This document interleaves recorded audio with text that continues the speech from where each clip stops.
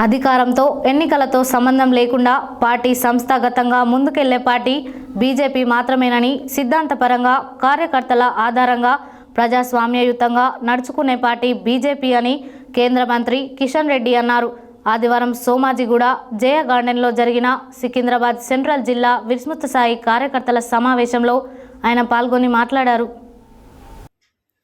ఆదివారం సోమాజిగూడ జయ గార్డెన్లో జరిగిన సికింద్రాబాద్ సెంట్రల్ జిల్లా విస్తృత స్థాయి కార్యకర్తల సమావేశంలో కేంద్ర మంత్రి కిషన్ రెడ్డి పాల్గొని మాట్లాడుతూ, ఇటీవల జరిగిన సార్వత్రిక ఎన్నికల్లో మూడోసారి ఎన్డీఏ ప్రభుత్వం అధికారంలోకి రావడం జరిగిందన్నారు. అధికారంతో ఎన్నికలతో సంబంధం లేకుండా పార్టీ సంస్థానగతంగా ముందుకెళ్లే పార్టీ బీజేపీ మాత్రమేనని, సిద్ధాంతపరంగా కార్యకర్తల ఆధారంగా ప్రజాస్వామ్యయుతంగా నడుచుకునే పార్టీ బీజేపీ అని, నెహ్రూ తర్వాత వరుసగా మూడోసారి ప్రధానమంత్రిగా బాధ్యతలు చేపట్టిన ఘనత నరేంద్ర మోడీదే అన్నారు.